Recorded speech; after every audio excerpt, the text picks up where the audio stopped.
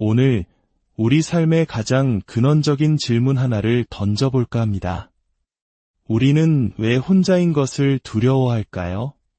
이 깊은 사색의 시간이 당신의 마음에 울림을 준다면 이 이야기를 소중한 이들과 나누어 주세요. 지혜를 나누는 것은 우리 영혼을 더욱 풍요롭게 합니다. 더 많은 생각을 나누고 싶으시다면 조용히 구독 버튼을 눌러 저희의 여정에 동참해 주시길 바랍니다. 우리 사회에서 누군가 혼자 시간을 보낸다고 하면 우리는 종종 속으로 생각합니다. 혹시 친구가 없나? 사회생활에 문제가 있는 건 아닐까? 하고 말이죠. 하지만 이런 시선이야말로 우리가 스스로를 얼마나 억압하고 있는지 보여주는 증거일지도 모릅니다. 사실 혼자 있는 시간을 갖는 것, 적절한 수준의 외로움을 경험하는 것은 우리 삶에 반드시 필요한 시간입니다.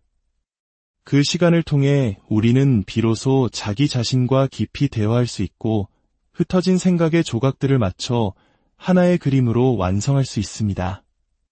삶의 의미는 바로 그런 성찰의 순간에 피어나는 꽃과 같습니다. 많은 사람들이 외로움이라는 감정을 피하고 싶어 합니다. 외로우면 뭔가 문제가 있는 사람처럼 여겨지는 사회적 분위기 때문이겠지요. 하지만 잠시 관점을 바꿔보면 어떨까요? 타인에 의해 어쩔 수 없이 혼자가 되는 것은 외로움일 수 있지만 내가 스스로 선택한 고요한 시간은 고독이 됩니다. 그리고 이 고독의 시간은 우리를 더 깊고 성숙한 사람으로 만들어주는 귀한 자양분입니다.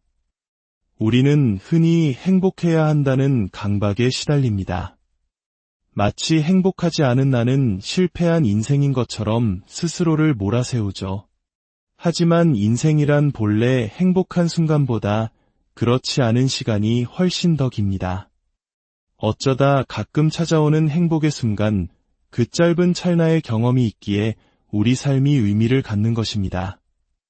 늘 행복해야 한다는 강박이야말로 우리를 불행하게 만드는 가장 큰 족쇄가 아닐까요? 평범한 일상을 살아가다 문득 찾아온 행복을 발견했을 때, 정말 운이 좋구나 하고 감사할 수 있는 마음. 그것이 어쩌면 행복의 본질에 더 가까울 겁니다. 그렇다면 혼자 있는 고독의 시간은 우리에게 어떤 긍정적인 힘을 줄까요? 그 시간 속에서 우리는 내면의 목소리에 귀 기울이고 세상을 향한 자신만의 생각과 감정을 정리합니다. 그리고 그것을 글이나 예술 또는 다른 창작 활동으로 표현해 세상과 소통합니다. 제가 쓴 책이 많은 사람들에게 읽힐 때 저는 큰 기쁨을 느낍니다. 이런 생각을 나만 한 것이 아니었구나. 나와 같은 감정을 나누고 싶어하는 이들이 이렇게 많았구나 하는 확인을 통해 깊은 유대감과 만족감을 얻습니다. 이것은 인간이 가진 사회적 본능 중 하나일 겁니다. 그럼에도 불구하고 우리 사회는 왜 그토록 혼자인 사람을 부정적으로 바라보는 걸까요? 저는 이것이 우리 유전자 깊숙이 각인된 원시적 공포의 발현이라고 봅니다. 인류, 즉 호모사피엔스는 수십만 년 동안 집단 생활을 통해 생존해온 진사회성 동물입니다. 꿀벌이나 개미처럼 여러 세대가 함께 모여 분업을 하며 생존과 번식을 도모해왔죠.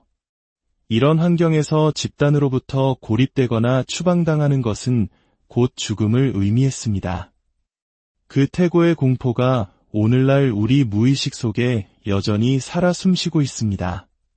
그래서 우리는 늘 고립과 따돌림에 대한 두려움을 안고 살아갑니다.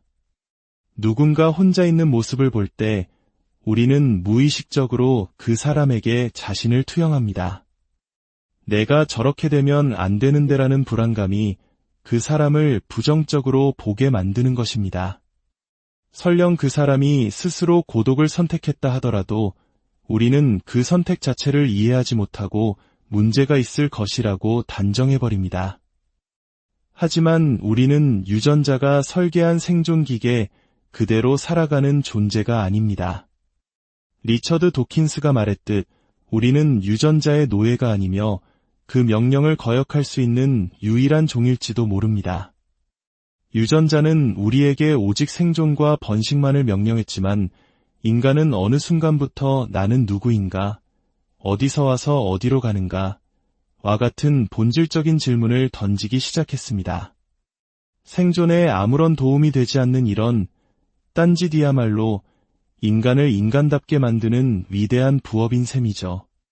조국의 독립을 위해 자신의 목숨을 바친 안중근 의사를 생각해 보십시오. 생존하라는 유전자의 가장 강력한 명령을 거역하고 더 큰 대의와 삶의 의미를 위해 죽음을 선택했습니다. 이처럼 우리는 때로 본능을 거슬러 더 높은 가치를 추구합니다. 혼자만의 시간을 선택하는 것 역시 집단에 소속되어야만 생존할 수 있다는 원시적 본능으로부터 자유로워지려는 고차원적인 자기이해의 한 형태일 수 있습니다. 이타적 행동의 미스터리도 마찬가지입니다.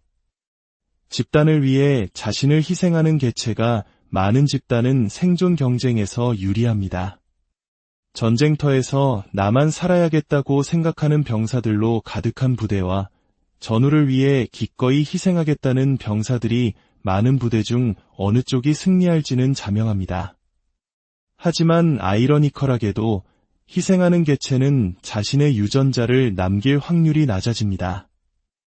그럼에도 불구하고 인류 역사에는 이타적인 행동이 끊임없이 나타나는 걸까요?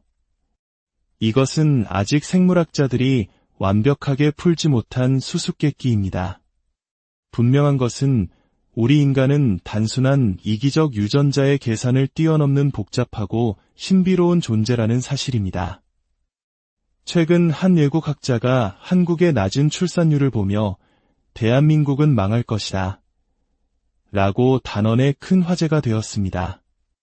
물론 그럴 수도 있습니다. 하지만 아닐 수도 있습니다. 미래는 누구도 예측할 수 없습니다. 지금 여성들이 아이를 낳지 않으려는 이유는 출산과 육아로 인해 자신의 삶을 포기해야 하는 현실적 어려움이 너무나도 크기 때문입니다. 그렇다면 먼 미래에 과학기술이 발전하여 인공자궁에서 아이를 키우는 시대가 온다면 어떻게 될까요?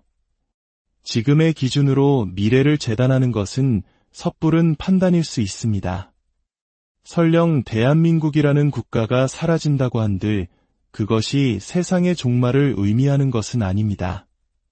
대한민국이나 민족이라는 개념 역시 인류의 긴 역사 속에서 만들어진 일시적이고 상대적인 관념일 뿐입니다. 우리는 모두 생물학적으로 단 하나의 종, 호모 사피엔스입니다. 피부색과 생김새가 다른 것은 각 지역의 환경에 적응하며 나타난 사소한 유전적 차이일 뿐 본질적으로 우리는 모두 같습니다. 먼 미래에는 지금과 같은 국가와 인종의 경계가 무의미해지는 시대가 올지도 모릅니다. 그러니 너무 먼 미래를 걱정하며 오늘의 삶을 낭비하지 마십시오. 중요한 것은 지금 여기에서 나의 삶을 어떻게 의미 있게 살아갈 것인가 하는 문제입니다. 우리 삶은 크게 4가지 활동으로 이루어집니다. 바로 일, 놀이, 사랑, 그리고 연대입니다. 앞에 3가지가 나 자신을 위한 자기중심적 활동이라면 마지막 연대는 나와 유전적으로 아무 관련 없는 타인과 공동체를 위해 나의 시간과 자원을 쓰는 활동입니다. 우리는 이 4가지 요소를 어떻게 배합하느냐에 따라 각기 다른 색깔의 인생을 만들어갑니다. 간디나 테레사 수녀처럼 4번째 활동, 즉 연대에 자신의 삶 전체를 바친 분들을 우리는 성인이라 부르며 존경합니다. 보통 사람들은 그렇게 살지 못하기 때문이죠. 반면 일에만 몰두하거나 놀이에만 빠지거나 사랑에만 집착하는 단색의 삶은 어딘가 불안정해 보입니다. 흥미로운 점은 자기중심적인 3가지 활동을 아무리 잘해도 우리는 존중은 받을 수 있지만 존경까지 받기는 어렵다는 것입니다. 하지만 4번째 활동, 즉 타인과 공동체를 위한 연대의 삶을 살아갈 때 비로소 우리는 사람들의 마음 깊은 곳에서 우러나오는 존경을 받게 됩니다. 아마도 그것이 유전자가 시킨 본업을 넘어 인간 스스로 찾아낸 위대한 부업의 가치를 알아보는 우리만의 방식이기 때문일 겁니다. 언제부턴가 우리 사회는 젊은이들에게 꿈을 강요하기 시작했습니다. 꿈이 없으면 마치 큰일이라도 나는 것처럼 말입니다. 하지만 세상에 대해 아는 것도 별로 없는 나이에 명확한 꿈을 갖는다는 것이 과연 가능할까요? 그것은 꿈이라기보다 공상에 가까울 수 있습니다. 저 역시 오랫동안 뚜렷한 꿈 없이 살았습니다. 그저 책 읽고 글 쓰는 일이 좋아서 하다 보니 어느덧 그것이 제 삶의 방식이 되어 있었습니다. 인생의 계획을 너무 일찍 확정하라고 재촉하지 마십시오. 죽을 때까지 자신이 진정으로 원하는 것을 찾지 못할 수도 있습니다. 그것이 슬픈 일일까요? 저는 그렇게 생각하지 않습니다. 우리는 무언가를 하기 위해 이 세상에 태어난 것이 아닙니다. 그냥 온 것입니다. 우연히 이 세상에 와서 나라는 존재를 발견한 것이죠. 그러니 그저 살면 됩니다. 이렇게도 살아보고 저렇게도 살아보면서 나에게 맞는 길을 찾아가면 됩니다. 때로는 평생의 노력을 들여 이룬 것을 40살에 버리고 새로운 도전을 하는 사람도 있습니다. 의사가 어느 날 갑자기 국수집을 차릴 수도 있는 것이 인생입니다. 정답은 없습니다. 어느 길이 더 나은지는 누구도 말해줄 수 없습니다. 오직 자기 자신이 판단할 뿐입니다. 저는 글을 통해 세상과 소통합니다. 그것이 제가 세상에 존재하는 방식입니다. 사람들은 각자 자기가 가진 것으로 세상을 살아갑니다. 때로는 갖지 못한 것을 얻기 위해 노력하기도 하지만 그 노력조차 결국 자기 안에 있는 힘으로 해야 합니다.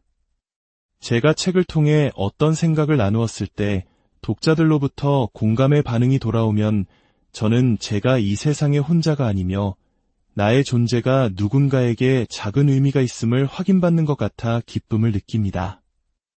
하지만 관계 맺음이 꼭 잘하는 것을 통해서만 이루어지는 것은 아닙니다. 저는 한 방송에서 세계적인 명작 소설이지만 도저히 끝까지 읽지 못하는 책들이 있다고 고백한 적이 있습니다.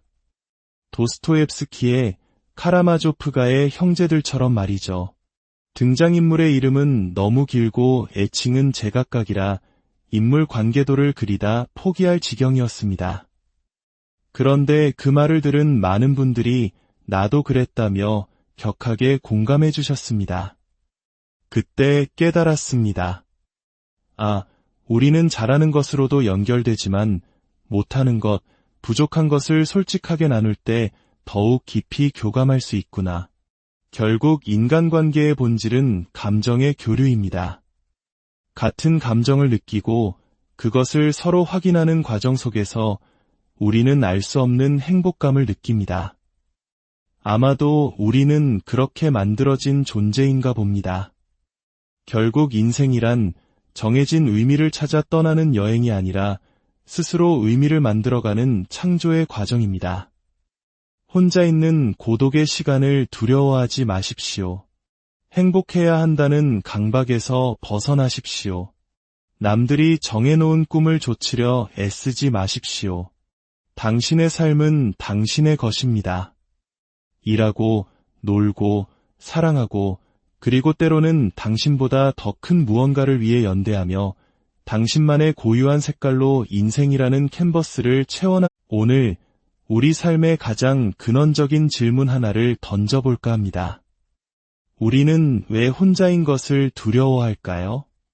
이 깊은 사색의 시간이 당신의 마음에 울림을 준다면 이 이야기를 소중한 이들과 나누어 주세요.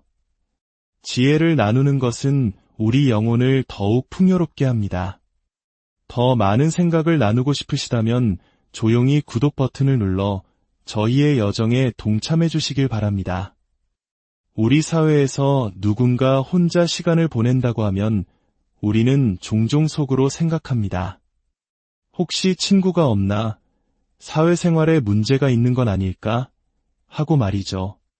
하지만 이런 시선이야말로 우리가 스스로를 얼마나 억압하고 있는지 보여주는 증거일지도 모릅니다. 사실 혼자 있는 시간을 갖는 것, 적절한 수준의 외로움을 경험하는 것은 우리 삶에 반드시 필요한 시간입니다. 그 시간을 통해 우리는 비로소 자기 자신과 깊이 대화할 수 있고 흩어진 생각의 조각들을 맞춰 하나의 그림으로 완성할 수 있습니다. 삶의 의미는 바로 그런 성찰의 순간에 피어나는 꽃과 같습니다. 많은 사람들이 외로움이라는 감정을 피하고 싶어 합니다. 외로우면 뭔가 문제가 있는 사람처럼 여겨지는 사회적 분위기 때문이겠지요. 하지만 잠시 관점을 바꿔보면 어떨까요? 타인에 의해 어쩔 수 없이 혼자가 되는 것은 외로움일 수 있지만 내가 스스로 선택한 고요한 시간은 고독이 됩니다. 그리고 이 고독의 시간은 우리를 더 깊고 성숙한 사람으로 만들어주는 귀한 자양분입니다. 우리는 흔히 행복해야 한다는 강박에 시달립니다. 마치 행복하지 않은 나는 실패한 인생인 것처럼 스스로를 몰아세우죠. 하지만 인생이란 본래 행복한 순간보다 그렇지 않은 시간이 훨씬 더 깁니다. 어쩌다 가끔 찾아오는 행복의 순간, 그 짧은 찰나의 경험이 있기에 우리 삶이 의미를 갖는 것입니다. 늘 행복해야 한다는 강박이야말로 우리를 불행하게 만드는 가장 큰 족쇄가 아닐까요? 평범한 일상을 살아가다 문득 찾아온 행복을 발견했을 때, 아, 정말 운이 좋구나 하고 감사할 수 있는 마음. 그것이 어쩌면 행복의 본질에 더 가까울 겁니다. 그렇다면 혼자 있는 고독의 시간은 우리에게 어떤 긍정적인 힘을 줄까요? 그 시간 속에서 우리는 내면의 목소리에 귀 기울이고 세상을 향한 자신만의 생각과 감정을 정리합니다. 그리고 그것을 글이나 예술 또는 다른 창작 활동으로 표현해 세상과 소통합니다. 제가 쓴 책이 많은 사람들에게 읽힐 때 저는 큰 기쁨을 느낍니다. 아, 이런 생각을 나만 한 것이 아니었구나. 나와 같은 감정을 나누고 싶어하는 이들이 이렇게 많았구나 하는 확인을 통해 깊은 유대감과 만족감을 얻습니다. 이것은 인간이 가진 사회적 본능 중 하나일 겁니다. 그럼에도 불구하고 우리 사회는 왜 그토록 혼자인 사람을 부정적으로 바라보는 걸까요? 저는 이것이 우리 유전자 깊숙이 각인된 원시적 공포의 발현이라고 봅니다. 인류, 즉 호모사피엔스는 수십만 년 동안 집단 생활을 통해 생존해온 진사회성 동물입니다. 꿀벌이나 개미처럼 여러 세대가 함께 모여 분업을 하며 생존과 번식을 도모해왔죠. 이런 환경에서 집단으로부터 고립되거나 추방당하는 것은 곧 죽음을 의미했습니다.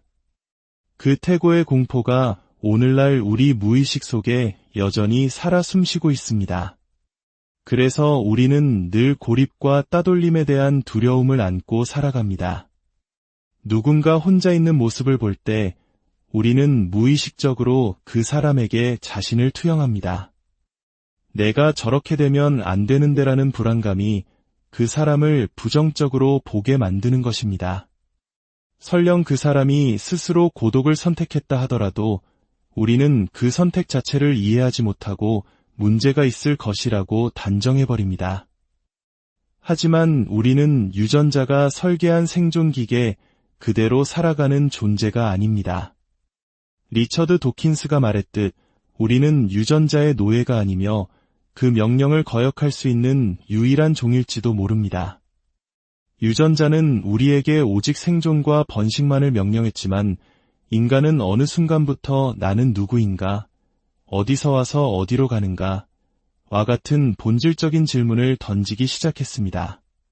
생존에 아무런 도움이 되지 않는 이런 딴짓이야말로 인간을 인간답게 만드는 위대한 부업인 셈이죠. 조국의 독립을 위해 자신의 목숨을 바친 안중근 의사를 생각해 보십시오. 생존하라는 유전자의 가장 강력한 명령을 거역하고 더 큰 대의와 삶의 의미를 위해 죽음을 선택했습니다. 이처럼 우리는 때로 본능을 거슬러 더 높은 가치를 추구합니다. 혼자만의 시간을 선택하는 것 역시 집단에 소속되어야만 생존할 수 있다는 원시적 본능으로부터 자유로워지려는 고차원적인 자기 이해의 한 형태일 수 있습니다. 이타적 행동의 미스터리도 마찬가지입니다. 집단을 위해 자신을 희생하는 개체가 많은 집단은 생존 경쟁에서 유리합니다. 전쟁터에서 나만 살아야겠다고 생각하는 병사들로 가득한 부대와 전우를 위해 기꺼이 희생하겠다는 병사들이 많은 부대 중 어느 쪽이 승리할지는 자명합니다. 하지만 아이러니컬하게도 희생하는 개체는 자신의 유전자를 남길 확률이 낮아집니다. 그럼에도 불구하고 인류 역사에는 이타적인 행동이 끊임없이 나타나는 걸까요? 이것은 아직 생물학자들이 완벽하게 풀지 못한 수수께끼입니다. 분명한 것은 우리 인간은 단순한 이기적 유전자의 계산을 뛰어넘는 복잡하고 신비로운 존재라는 사실입니다. 최근 한 외국 학자가 한국의 낮은 출산율을 보며 대한민국은 망할 것이다 라고 단언해 큰 화제가 되었습니다. 물론 그럴 수도 있습니다. 하지만 아닐 수도 있습니다. 미래는 누구도 예측할 수 없습니다. 지금 여성들이 아이를 낳지 않으려는 이유는 출산과 육아로 인해 자신의 삶을 포기해야 하는 현실적 어려움이 너무나도 크기 때문입니다. 그렇다면 먼 미래에 과학기술이 발전하여 인공자궁에서 아이를 키우는 시대가 온다면 어떻게 될까요? 지금의 기준으로 미래를 재단하는 것은 섣부른 판단일 수 있습니다. 설령 대한민국이라는 국가가 사라진다고 한들 그것이 세상의 종말을 의미하는 것은 아닙니다. 대한민국이나 민족이라는 개념 역시 인류의 긴 역사 속에서 만들어진 일시적이고 상대적인 관념일 뿐입니다. 우리는 모두 생물학적으로 단 하나의 종, 호모 사피엔스입니다. 피부색과 생김새가 다른 것은 각 지역의 환경에 적응하며 나타난 사소한 유전적 차이일 뿐 본질적으로 우리는 모두 같습니다. 먼 미래에는 지금과 같은 국가와 인종의 경계가 무의미해지는 시대가 올지도 모릅니다. 그러니 너무 먼 미래를 걱정하며 오늘의 삶을 낭비하지 마십시오. 중요한 것은 지금 여기에서 나의 삶을 어떻게 의미 있게 살아갈 것인가 하는 문제입니다. 우리 삶은 크게 4가지 활동으로 이루어집니다. 바로 일, 놀이, 사랑, 그리고 연대입니다. 앞에 3가지가 나 자신을 위한 자기중심적 활동이라면 마지막 연대는 나와 유전적으로 아무 관련 없는 타인과 공동체를 위해 나의 시간과 자원을 쓰는 활동입니다. 우리는 이 4가지 요소를 어떻게 배합하느냐에 따라 각기 다른 색깔의 인생을 만들어갑니다. 간디나 테레사 수녀처럼 4번째 활동, 즉 연대에 자신의 삶 전체를 바친 분들을 우리는 성인이라 부르며 존경합니다. 보통 사람들은 그렇게 살지 못하기 때문이죠.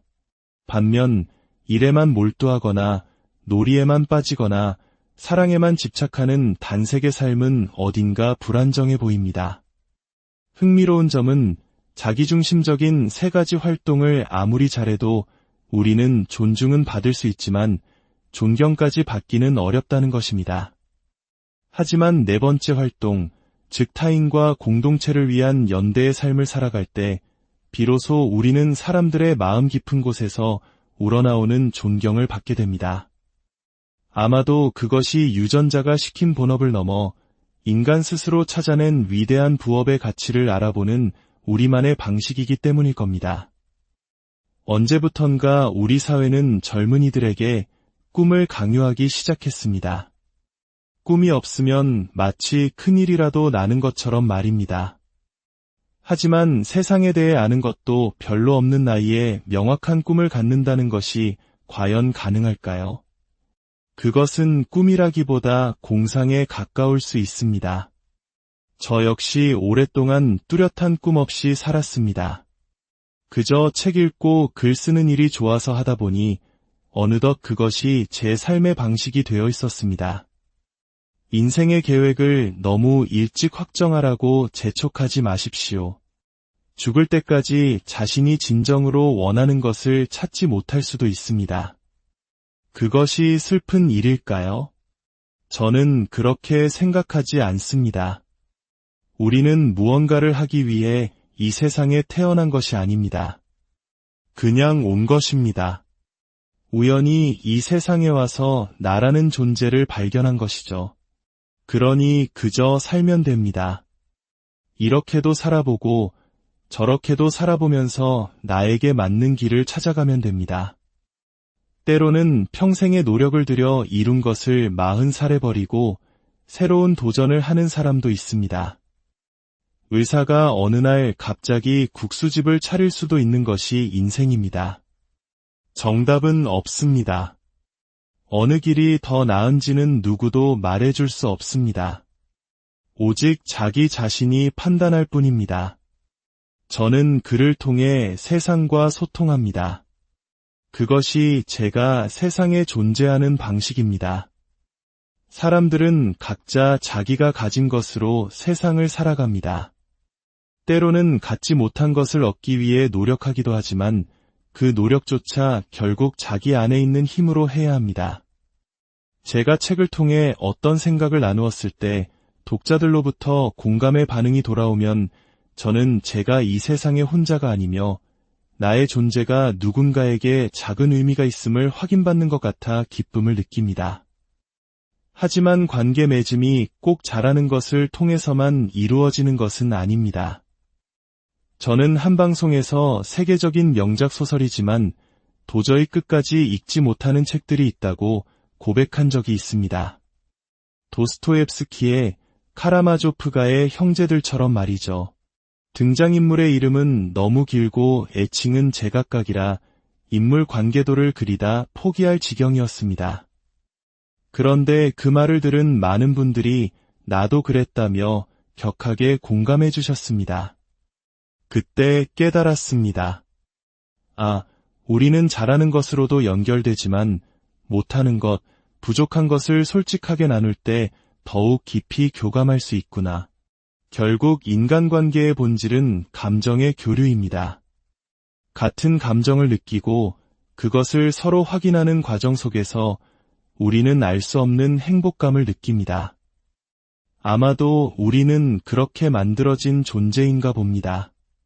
결국 인생이란 정해진 의미를 찾아 떠나는 여행이 아니라 스스로 의미를 만들어가는 창조의 과정입니다. 혼자 있는 고독의 시간을 두려워하지 마십시오. 행복해야 한다는 강박에서 벗어나십시오. 남들이 정해놓은 꿈을 좇으려 애쓰지 마십시오. 당신의 삶은 당신의 것입니다.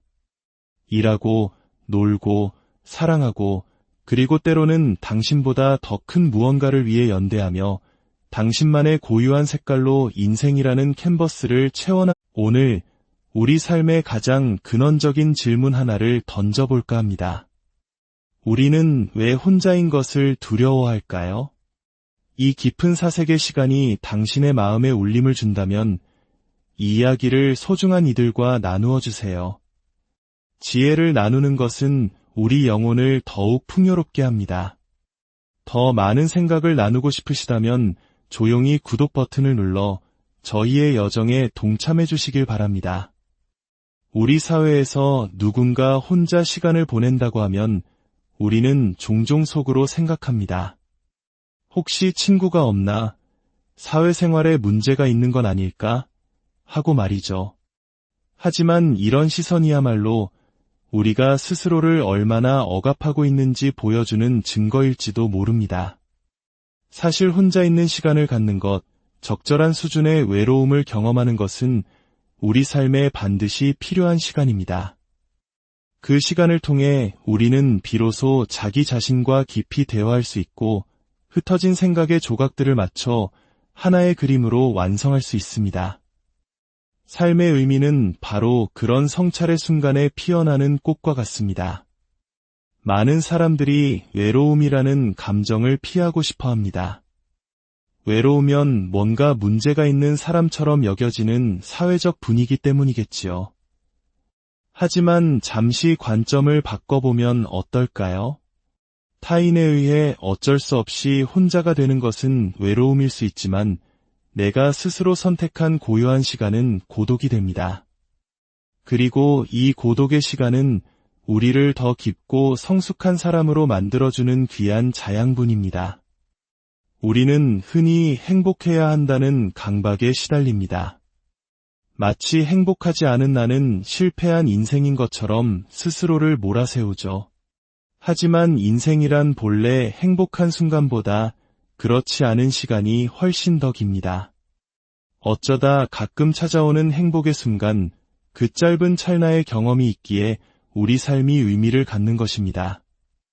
늘 행복해야 한다는 강박이야말로 우리를 불행하게 만드는 가장 큰 족쇄가 아닐까요?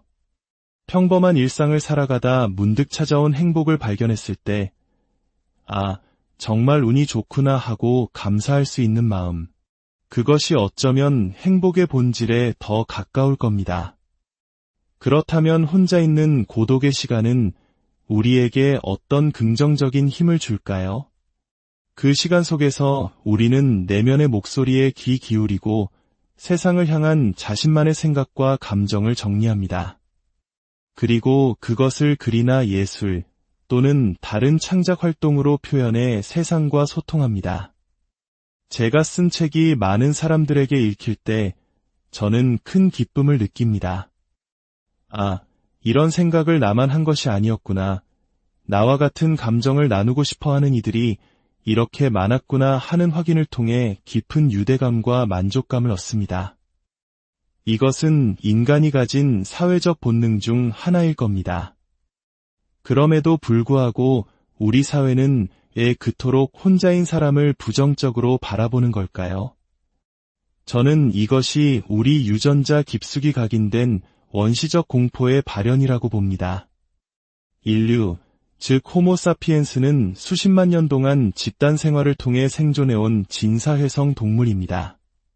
꿀벌이나 개미처럼 여러 세대가 함께 모여 분업을 하며 생존과 번식을 도모해왔죠. 이런 환경에서 집단으로부터 고립되거나 추방당하는 것은 곧 죽음을 의미했습니다.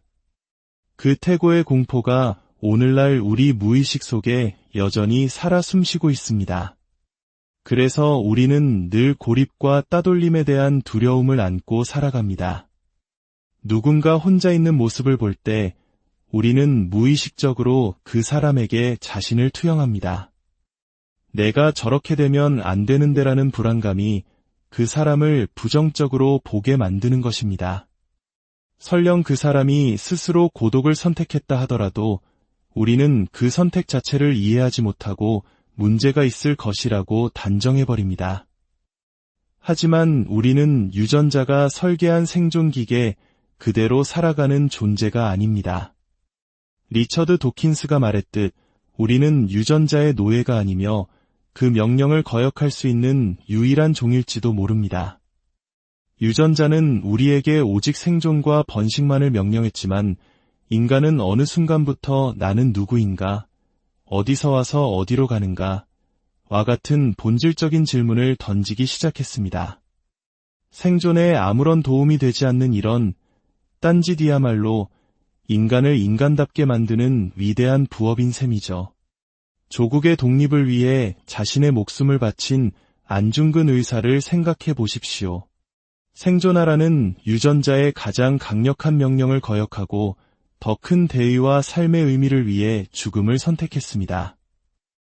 이처럼 우리는 때로 본능을 거슬러 더 높은 가치를 추구합니다. 혼자만의 시간을 선택하는 것 역시 집단에 소속되어야만 생존할 수 있다는 원시적 본능으로부터 자유로워지려는 고차원적인 자기 이해의 한 형태일 수 있습니다. 이타적 행동의 미스터리도 마찬가지입니다. 집단을 위해 자신을 희생하는 개체가 많은 집단은 생존 경쟁에서 유리합니다. 전쟁터에서 나만 살아야겠다고 생각하는 병사들로 가득한 부대와 전우를 위해 기꺼이 희생하겠다는 병사들이 많은 부대 중 어느 쪽이 승리할지는 자명합니다. 하지만 아이러니컬하게도 희생하는 개체는 자신의 유전자를 남길 확률이 낮아집니다. 그럼에도 불구하고 인류 역사에는 이타적인 행동이 끊임없이 나타나는 걸까요? 이것은 아직 생물학자들이 완벽하게 풀지 못한 수수께끼입니다. 분명한 것은 우리 인간은 단순한 이기적 유전자의 계산을 뛰어넘는 복잡하고 신비로운 존재라는 사실입니다. 최근 한 외국 학자가 한국의 낮은 출산율을 보며 대한민국은 망할 것이다 라고 단언해 큰 화제가 되었습니다. 물론 그럴 수도 있습니다. 하지만 아닐 수도 있습니다. 미래는 누구도 예측할 수 없습니다. 지금 여성들이 아이를 낳지 않으려는 이유는 출산과 육아로 인해 자신의 삶을 포기해야 하는 현실적 어려움이 너무나도 크기 때문입니다. 그렇다면 먼 미래에 과학기술이 발전하여 인공자궁에서 아이를 키우는 시대가 온다면 어떻게 될까요? 지금의 기준으로 미래를 재단하는 것은 섣부른 판단일 수 있습니다. 설령 대한민국이라는 국가가 사라진다고 한들 그것이 세상의 종말을 의미하는 것은 아닙니다. 대한민국이나 민족이라는 개념 역시 인류의 긴 역사 속에서 만들어진 일시적이고 상대적인 관념일 뿐입니다. 우리는 모두 생물학적으로 단 하나의 종, 호모 사피엔스입니다. 피부색과 생김새가 다른 것은 각 지역의 환경에 적응하며 나타난 사소한 유전적 차이일 뿐 본질적으로 우리는 모두 같습니다. 먼 미래에는 지금과 같은 국가와 인종의 경계가 무의미해지는 시대가 올지도 모릅니다. 그러니 너무 먼 미래를 걱정하며 오늘의 삶을 낭비하지 마십시오. 중요한 것은 지금 여기에서 나의 삶을 어떻게 의미 있게 살아갈 것인가 하는 문제입니다. 우리 삶은 크게 4가지 활동으로 이루어집니다. 바로 일, 놀이, 사랑, 그리고 연대입니다. 앞에 3가지가 나 자신을 위한 자기중심적 활동이라면 마지막 연대는 나와 유전적으로 아무 관련 없는 타인과 공동체를 위해 나의 시간과 자원을 쓰는 활동입니다. 우리는 이 4가지 요소를 어떻게 배합하느냐에 따라 각기 다른 색깔의 인생을 만들어갑니다. 간디나 테레사 수녀처럼 4번째 활동, 즉 연대에 자신의 삶 전체를 바친 분들을 우리는 성인이라 부르며 존경합니다. 보통 사람들은 그렇게 살지 못하기 때문이죠. 반면 일에만 몰두하거나 놀이에만 빠지거나 사랑에만 집착하는 단색의 삶은 어딘가 불안정해 보입니다. 흥미로운 점은 자기중심적인 3가지 활동을 아무리 잘해도 우리는 존중은 받을 수 있지만 존경까지 받기는 어렵다는 것입니다. 하지만 4번째 활동, 즉 타인과 공동체를 위한 연대의 삶을 살아갈 때 비로소 우리는 사람들의 마음 깊은 곳에서 우러나오는 존경을 받게 됩니다. 아마도 그것이 유전자가 시킨 본업을 넘어 인간 스스로 찾아낸 위대한 부업의 가치를 알아보는 우리만의 방식이기 때문일 겁니다. 언제부턴가 우리 사회는 젊은이들에게 꿈을 강요하기 시작했습니다. 꿈이 없으면 마치 큰일이라도 나는 것처럼 말입니다. 하지만 세상에 대해 아는 것도 별로 없는 나이에 명확한 꿈을 갖는다는 것이 과연 가능할까요? 그것은 꿈이라기보다 공상에 가까울 수 있습니다. 저 역시 오랫동안 뚜렷한 꿈 없이 살았습니다. 그저 책 읽고 글 쓰는 일이 좋아서 하다 보니 어느덧 그것이 제 삶의 방식이 되어 있었습니다. 인생의 계획을 너무 일찍 확정하라고 재촉하지 마십시오. 죽을 때까지 자신이 진정으로 원하는 것을 찾지 못할 수도 있습니다. 그것이 슬픈 일일까요? 저는 그렇게 생각하지 않습니다. 우리는 무언가를 하기 위해 이 세상에 태어난 것이 아닙니다. 그냥 온 것입니다. 우연히 이 세상에 와서 나라는 존재를 발견한 것이죠. 그러니 그저 살면 됩니다. 이렇게도 살아보고 저렇게도 살아보면서 나에게 맞는 길을 찾아가면 됩니다. 때로는 평생의 노력을 들여 이룬 것을 40살에 버리고 새로운 도전을 하는 사람도 있습니다.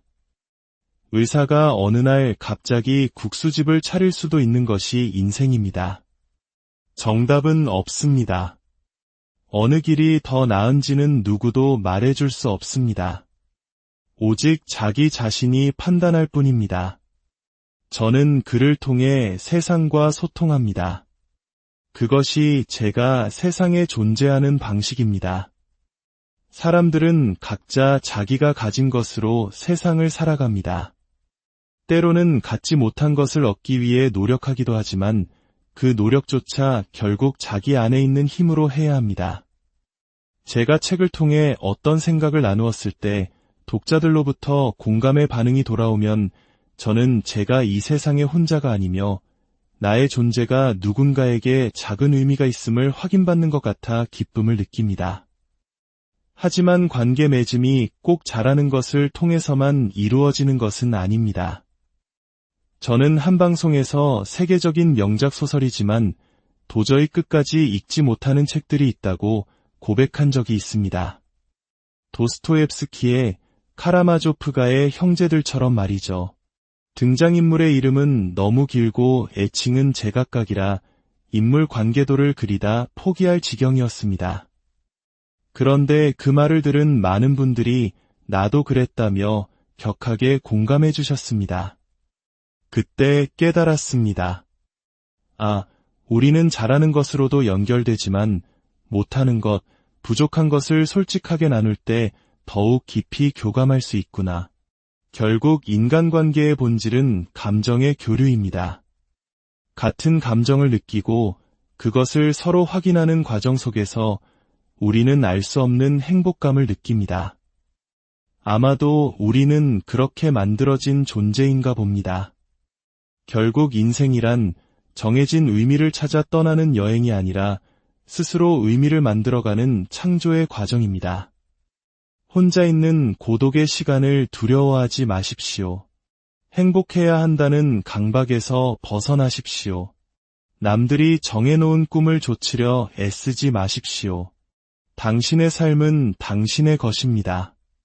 일하고, 놀고, 사랑하고, 그리고 때로는 당신보다 더 큰 무언가를 위해 연대하며 당신만의 고유한 색깔로 인생이라는 캔버스를 채워나. 오늘 우리 삶의 가장 근원적인 질문 하나를 던져볼까 합니다.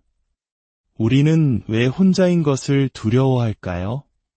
이 깊은 사색의 시간이 당신의 마음에 울림을 준다면 이 이야기를 소중한 이들과 나누어 주세요.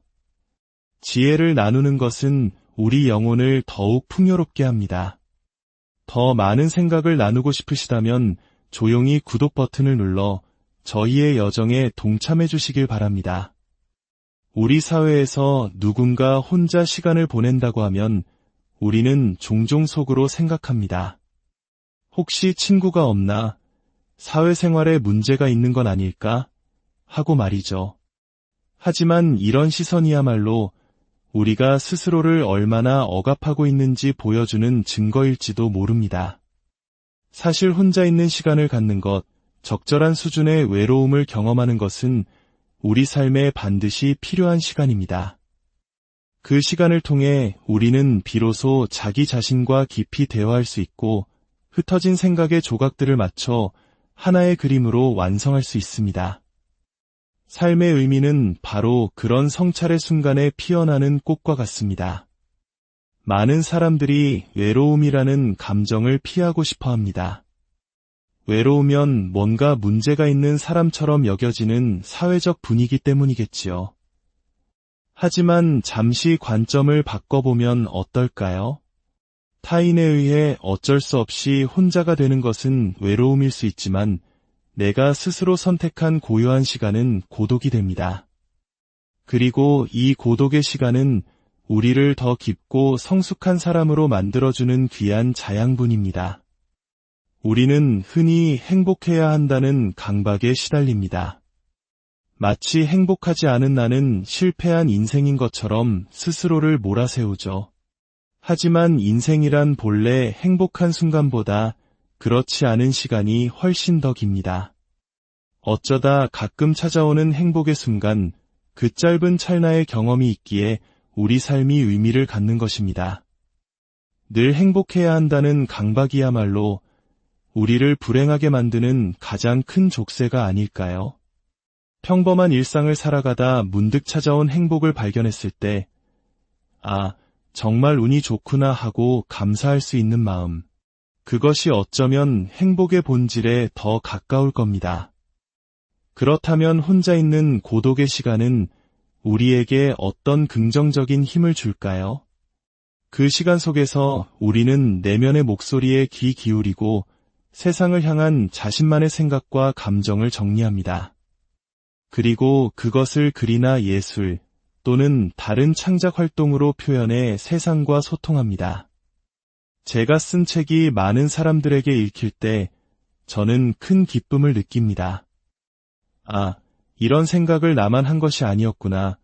나와 같은 감정을 나누고 싶어 하는 이들이 이렇게 많았구나 하는 확인을 통해 깊은 유대감과 만족감을 얻습니다. 이것은 인간이 가진 사회적 본능 중 하나일 겁니다.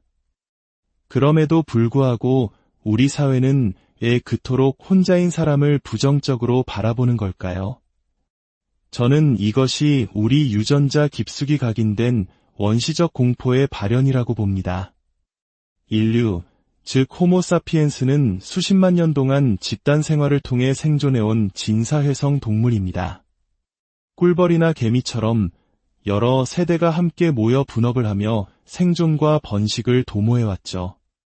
이런 환경에서 집단으로부터 고립되거나 추방당하는 것은 곧 죽음을 의미했습니다.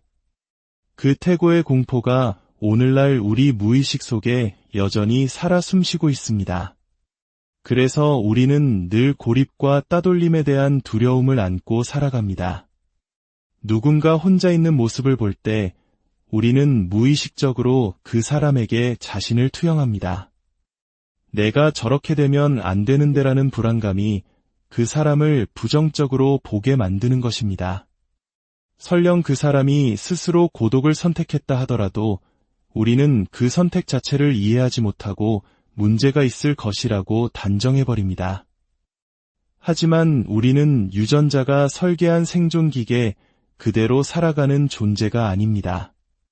리처드 도킨스가 말했듯 우리는 유전자의 노예가 아니며 그 명령을 거역할 수 있는 유일한 종일지도 모릅니다.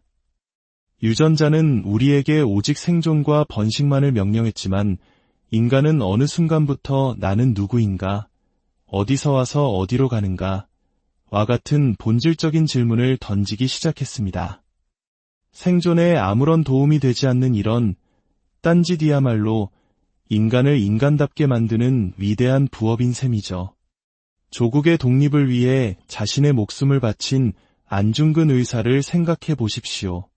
생존하라는 유전자의 가장 강력한 명령을 거역하고 더 큰 대의와 삶의 의미를 위해 죽음을 선택했습니다.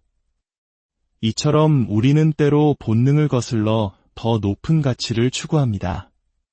혼자만의 시간을 선택하는 것 역시 집단에 소속되어야만 생존할 수 있다는 원시적 본능으로부터 자유로워지려는 고차원적인 자기 이해의 한 형태일 수 있습니다. 이타적 행동의 미스터리도 마찬가지입니다. 집단을 위해 자신을 희생하는 개체가 많은 집단은 생존 경쟁에서 유리합니다. 전쟁터에서 나만 살아야겠다고 생각하는 병사들로 가득한 부대와 전우를 위해 기꺼이 희생하겠다는 병사들이 많은 부대 중 어느 쪽이 승리할지는 자명합니다.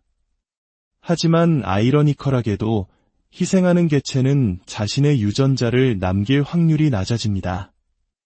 그럼에도 불구하고 인류 역사에는 이타적인 행동이 끊임없이 나타나는 걸까요? 이것은 아직 생물학자들이 완벽하게 풀지 못한 수수께끼입니다. 분명한 것은 우리 인간은 단순한 이기적 유전자의 계산을 뛰어넘는 복잡하고 신비로운 존재라는 사실입니다. 최근 한 외국 학자가 한국의 낮은 출산율을 보며 대한민국은 망할 것이다 라고 단언해 큰 화제가 되었습니다. 물론 그럴 수도 있습니다. 하지만 아닐 수도 있습니다. 미래는 누구도 예측할 수 없습니다. 지금 여성들이 아이를 낳지 않으려는 이유는 출산과 육아로 인해 자신의 삶을 포기해야 하는 현실적 어려움이 너무나도 크기 때문입니다. 그렇다면 먼 미래에 과학기술이 발전하여 인공자궁에서 아이를 키우는 시대가 온다면 어떻게 될까요?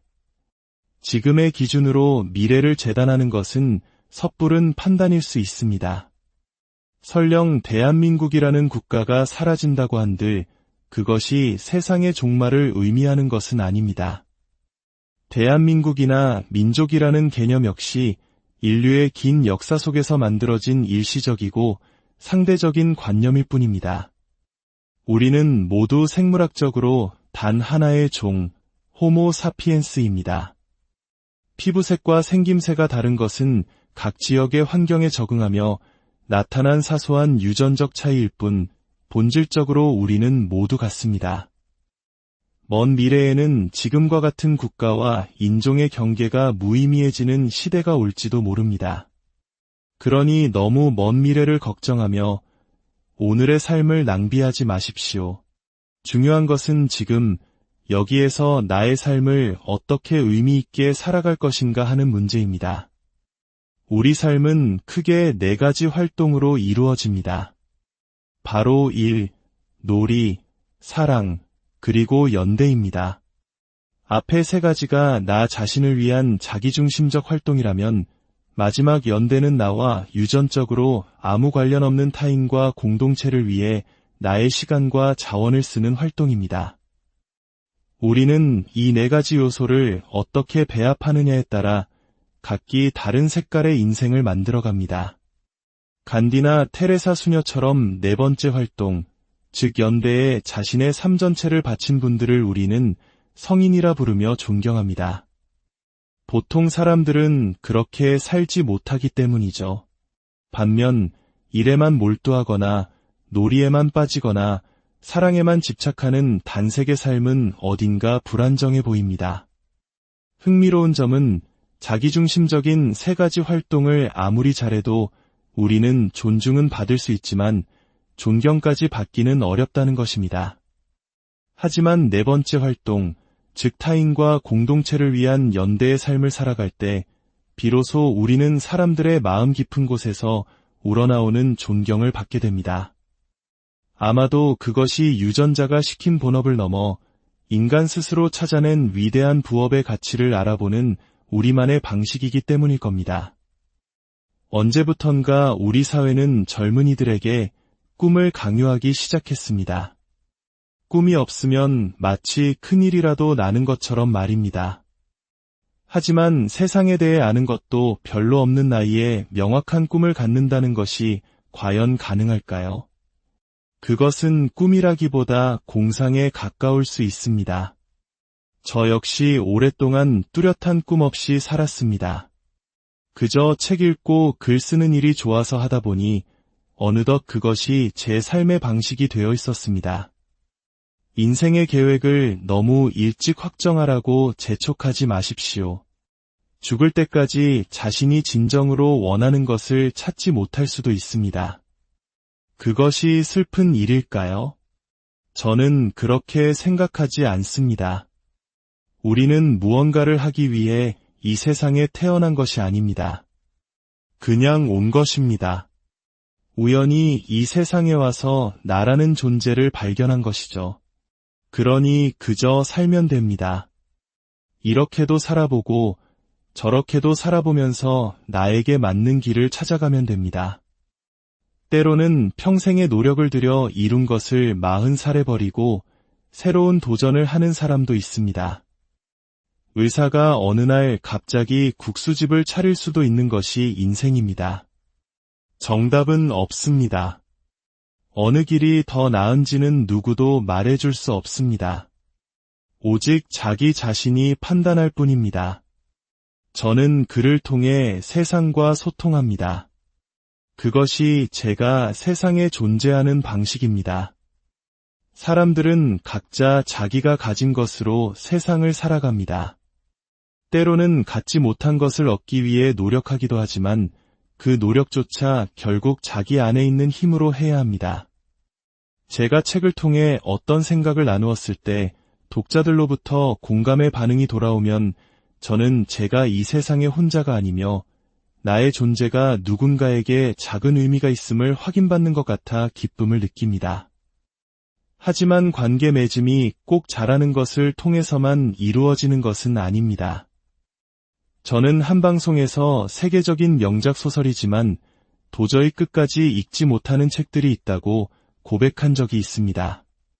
도스토옙스키의 카라마조프가의 형제들처럼 말이죠.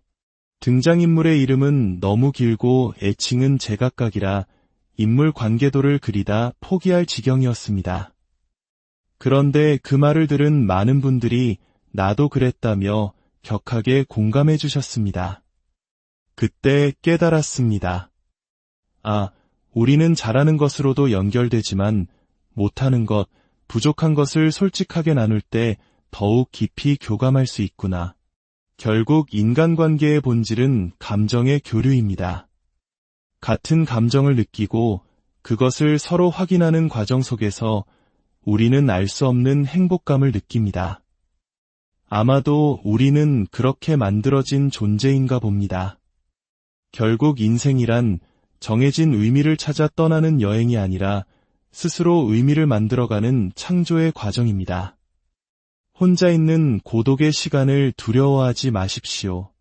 행복해야 한다는 강박에서 벗어나십시오. 남들이 정해놓은 꿈을 좇으려 애쓰지 마십시오. 당신의 삶은 당신의 것입니다. 일하고, 놀고, 사랑하고, 그리고 때로는 당신보다 더 큰 무언가를 위해 연대하며 당신만의 고유한 색깔로 인생이라는 캔버스를 채워나. 오늘 우리 삶의 가장 근원적인 질문 하나를 던져볼까 합니다. 우리는 왜 혼자인 것을 두려워할까요?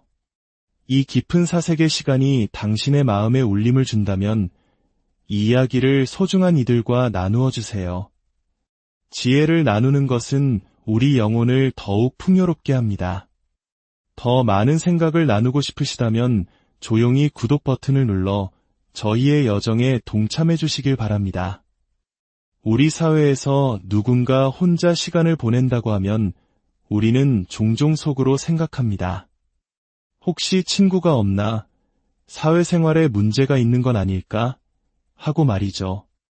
하지만 이런 시선이야말로 우리가 스스로를 얼마나 억압하고 있는지 보여주는 증거일지도 모릅니다. 사실 혼자 있는 시간을 갖는 것, 적절한 수준의 외로움을 경험하는 것은 우리 삶에 반드시 필요한 시간입니다. 그 시간을 통해 우리는 비로소 자기 자신과 깊이 대화할 수 있고 흩어진 생각의 조각들을 맞춰 하나의 그림으로 완성할 수 있습니다. 삶의 의미는 바로 그런 성찰의 순간에 피어나는 꽃과 같습니다. 많은 사람들이 외로움이라는 감정을 피하고 싶어 합니다. 외로우면 뭔가 문제가 있는 사람처럼 여겨지는 사회적 분위기 때문이겠지요. 하지만 잠시 관점을 바꿔보면 어떨까요? 타인에 의해 어쩔 수 없이 혼자가 되는 것은 외로움일 수 있지만 내가 스스로 선택한 고요한 시간은 고독이 됩니다. 그리고 이 고독의 시간은 우리를 더 깊고 성숙한 사람으로 만들어주는 귀한 자양분입니다. 우리는 흔히 행복해야 한다는 강박에 시달립니다. 마치 행복하지 않은 나는 실패한 인생인 것처럼 스스로를 몰아세우죠. 하지만 인생이란 본래 행복한 순간보다 그렇지 않은 시간이 훨씬 더 깁니다. 어쩌다 가끔 찾아오는 행복의 순간, 그 짧은 찰나의 경험이 있기에 우리 삶이 의미를 갖는 것입니다. 늘 행복해야 한다는 강박이야말로 우리를 불행하게 만드는 가장 큰 족쇄가 아닐까요? 평범한 일상을 살아가다 문득 찾아온 행복을 발견했을 때, 아, 정말 운이 좋구나 하고 감사할 수 있는 마음. 그것이 어쩌면 행복의 본질에 더 가까울 겁니다. 그렇다면 혼자 있는 고독의 시간은 우리에게 어떤 긍정적인 힘을 줄까요? 그 시간 속에서 우리는 내면의 목소리에 귀 기울이고 세상을 향한 자신만